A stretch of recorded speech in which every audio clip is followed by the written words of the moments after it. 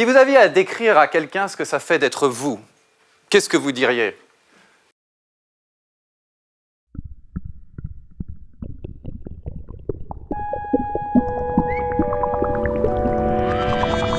Merci pour votre invitation, évidemment, c'est très honorant. Je vais en effet vous parler de la relation, ou des relations entre structure et fonction telle qu'elle apparaît en neurologie. Et en particulier, je vais m'intéresser à ce que la neurologie, et aussi peut-être la neuropsychiatrie, nous dit des degrés de liberté qui existent relatifs entre structure et fonction, autour d'un phénomène, je dirais, assez paradoxal, néanmoins prévalent, de résilience cognitive, qui suggère des choses intéressantes au sujet des relations entre l'esprit et le cerveau. Parce que la question qu'on va essayer d'aborder ici, qui est une vieille question, c'est celle, en effet, de la matérialité de l'esprit, de la nature de l'esprit, dans ce rapport de phénomène à la substance, pour utiliser un vocabulaire un peu ancien, parce qu'en effet, il existe toujours un fossé explicatif. On comprend mal la nature de ces relations, notamment si vous regardez les équations fondamentales de la physique et que vous essayez de comprendre la richesse et la complexité de l'expérience humaine à partir d'elle, on en est loin. C'est pour ça que pas mal de gens se sont intéressés aux relations entre le cerveau et l'esprit, comme moi. C'est ce qu'on fait en sciences cognitives et en neurosciences.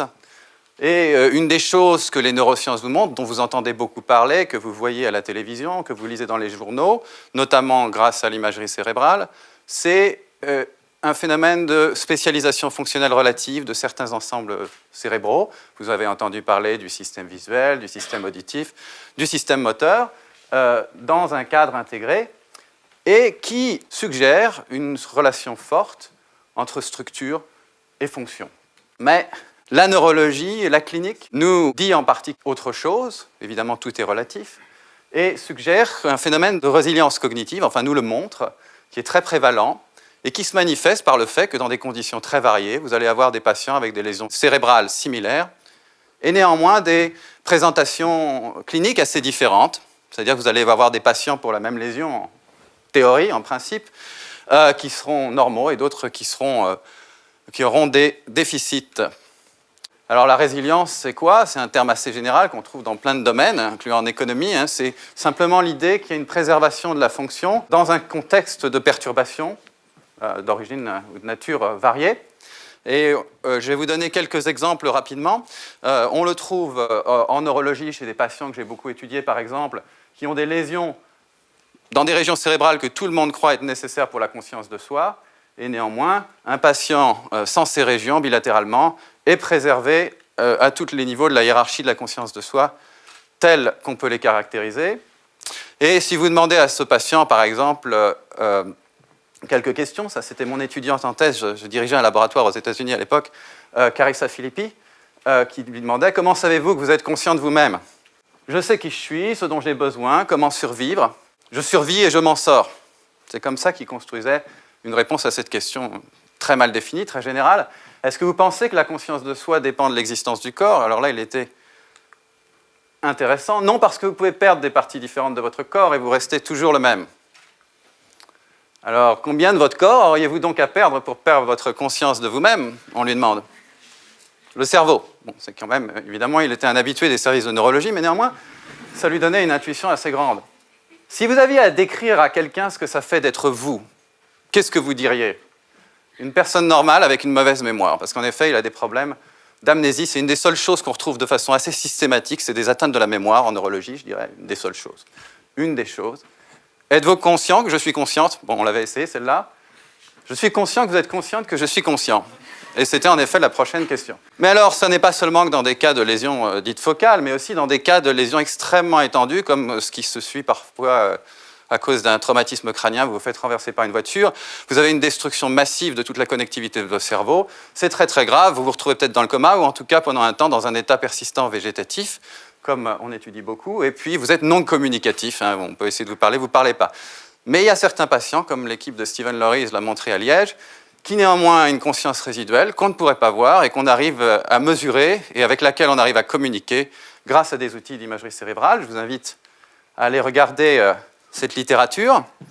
Et dans Alzheimer aussi, qui est une maladie dont on entend beaucoup parler, évidemment, qui qui est un vrai problème pour la santé publique. On va avoir trouvé des patients qui, pour un degré d'atrophie très très avancé, tous les marqueurs neuropathologiques de la maladie, eh bien néanmoins, sont relativement bien préservés par rapport à d'autres. Pourquoi?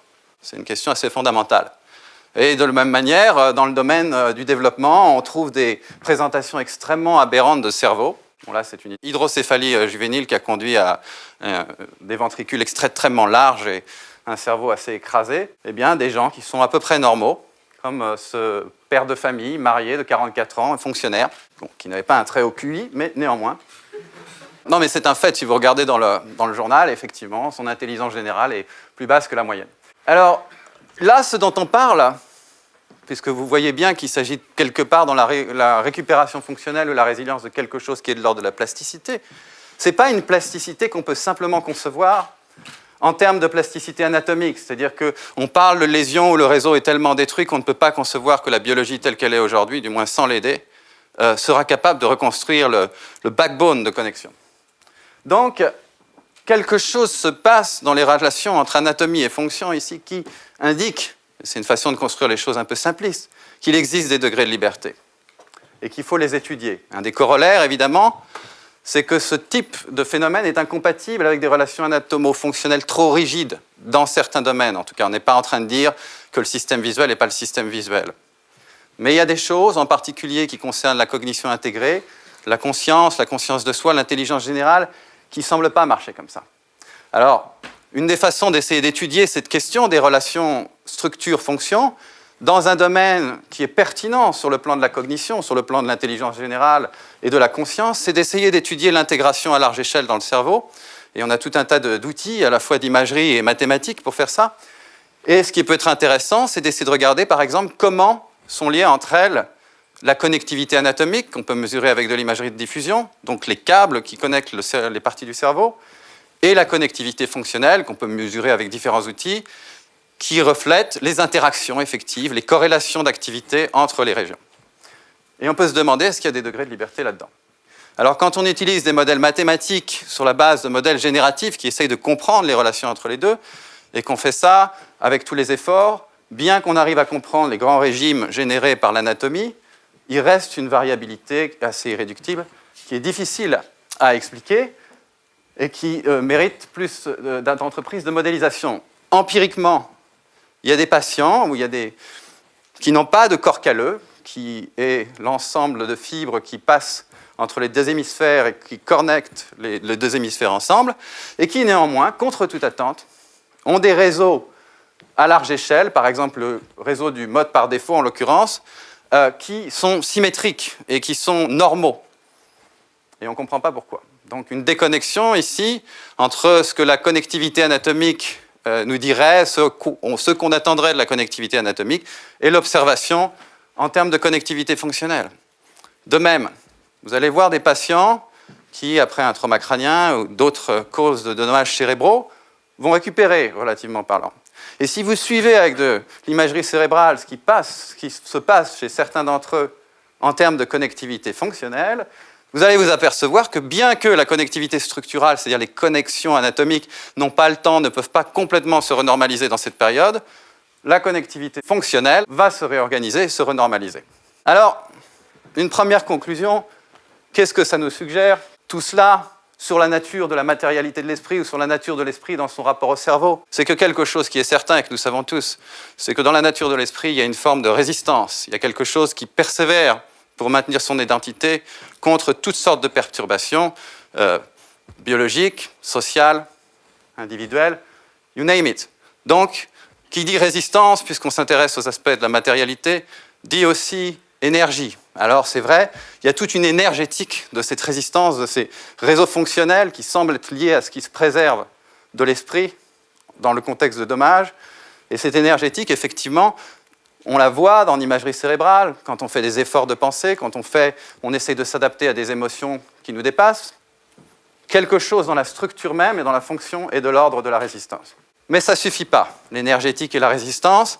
Ce que la résilience nous suggère aussi, c'est qu'il faut peut-être revenir à une conceptualisation qu'on a abandonnée depuis quelques années au niveau du cerveau, dans lequel on est obligé, pour comprendre les rapports entre esprit et matérialité physique, ou cerveau d'introduire ou de concevoir des couches d'abstraction, de façon analogue à ce qu'on observe dans le monde de l'industrie et des ordinateurs, ou dans les computer science. Et ce que je voudrais proposer ici, c'est de penser à la possibilité qu'en fait, l'esprit, par rapport à la machine cérébrale, soit quelque chose de similaire à un phénomène de virtualisation. Que notre conscience, nos représentations mentales, tout ce qui se passe dans notre tête, cet espace auquel on s'identifie, par rapport auquel on se situe, est un phénomène virtuel qui tourne sur une architecture distribuée et par conséquent implique un code, des couches d'abstraction qui restent à comprendre, toute une logique fonctionnelle qu'on a un petit peu éliminée dans le domaine des neurosciences en pensant que la biologie c'était spécial. Je vais essayer d'illustrer cette idée un petit peu rapidement en vous parlant d'hypothèses auxquelles on est en train de réfléchir. Si vous prenez l'exemple de l'Internet, vous avez un réseau physique, effectivement, et puis si ce réseau est altéré à cause d'une attaque, à cause d'un problème, des serveurs qui tombent, et qu'il faut connecter deux ordinateurs, on trouve des routes alternatives. Et pour faire ça, on fait ça avec tout un tas de couches logicielles. Il y a tout un tas de protocoles, il y a un mapping du réseau, c'est un problème très très difficile.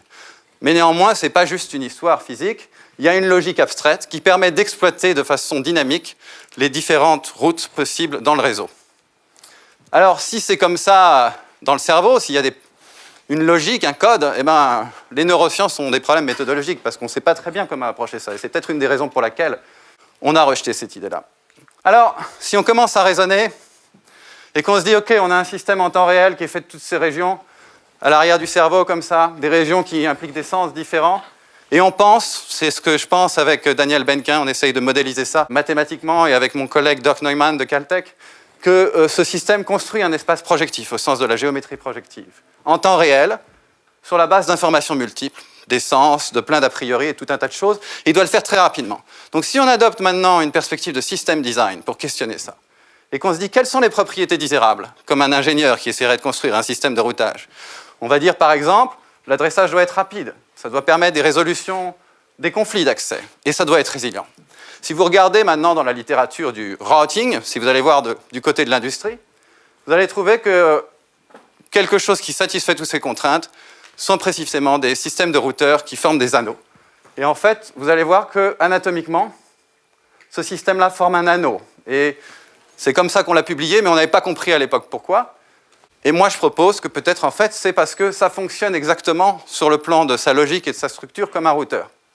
Et qu'au fond, ce système-là, ce système somato-sensoriel, visuel et auditif, ça serait comme une sorte de moteur de rendu qui aurait un routeur en anneau qui permettrait de dispatcher, de traquer l'information dans le système pour le rendu 3D, parce que c'est ce qu'on fait quand on imagine, quand on rêve, on fait du rendu 3D. Notre esprit est un espace virtuel des actions et des objets dans l'espace mental.